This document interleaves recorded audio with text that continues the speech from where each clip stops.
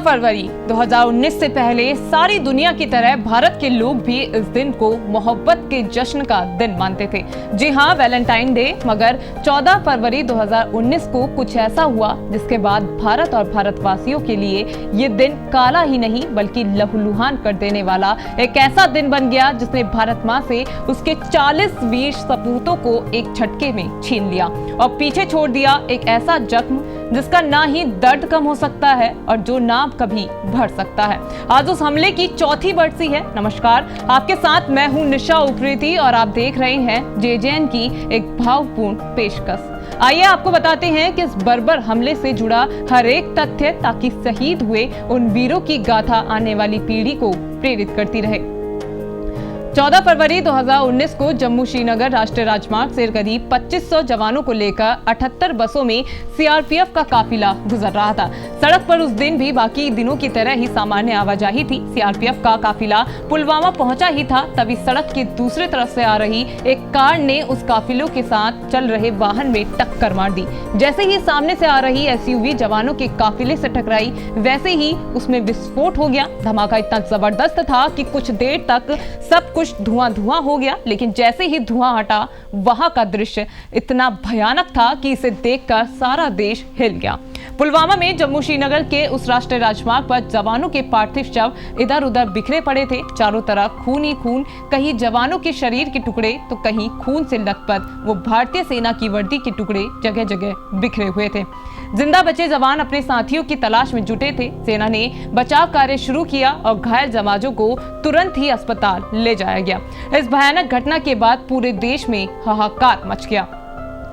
दरअसल जवानों का काफिला जम्मू स्थित चेनानी रामा ट्रांजिट कैंप से श्रीनगर के लिए निकला था और सूरज डूबने से पहले उन्हें श्रीनगर के बख्शी स्टेडियम स्थित ट्रांजिट कैंप में पहुंचना था। ये सफर करीब 320 किलोमीटर लंबा था और सुबह 3:30 से जवान सफर कर रहे थे।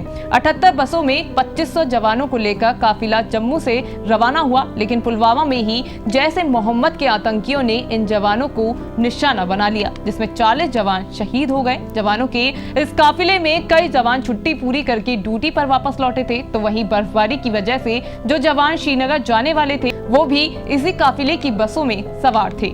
हमले के बाद सीआरपीएफ अधिकारी की ओर से इस हमले के बारे में जानकारी दी गई। उन्होंने उस समय बताया था कि काफिले में करीब 70 बसें थी और इसमें से एक बस हमले की चपेट में आ गई।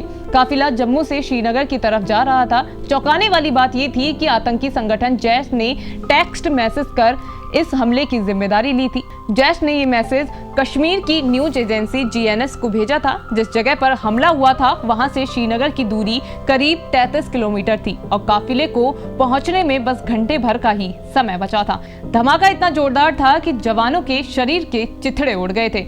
पुलवामा हमले के चलते पूरे देश में आक्रोश था और पीएम नरेंद्र मोदी के समर्थन के बाद देश की सशस्त्र सेनाओं ने सीमा पार से हुए इस हमले का मुंहतोड़ जवाब भी दिया। लेकिन उन जवानों की शहादत का गम किसी बदले से भी बड़ा है और इसलिए लोग इस हमले का जिक्र होते हुए ही भावुक हो जाते हैं।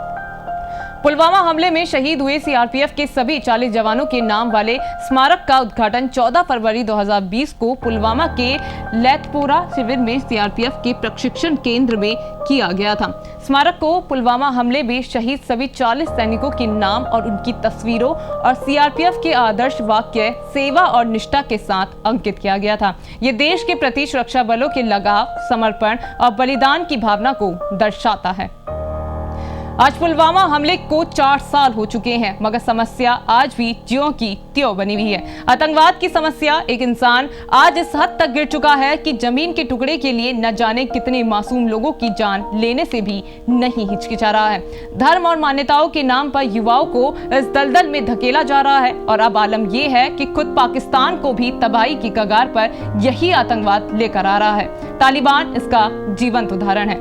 खैर, भारत पर तो खरोच मारने की हैसियत तक किसी में नहीं है, क्योंकि अपनी मां की रक्षा के लिए न जवानों की कमी है और न ही उस मां के लिए मरने या मारने के जज्बे की। पुलवामा में शहीद हुए उन 40 वीर सपूतों को याद करते हुए हम लेते हैं आपसे विदा। फिर मिलेंगे खबरों और ऐसी ही खास पेशकशों के साथ। तब तक के लिए ऐ मेरे वतन के लोगों, जरा आंखों में भर लो पानी। जो शहीद हुए हैं उनकी जरा याद करो कुर्बानी, जरा याद करो कुर्बानी। जय मां भारती, जय हिंद।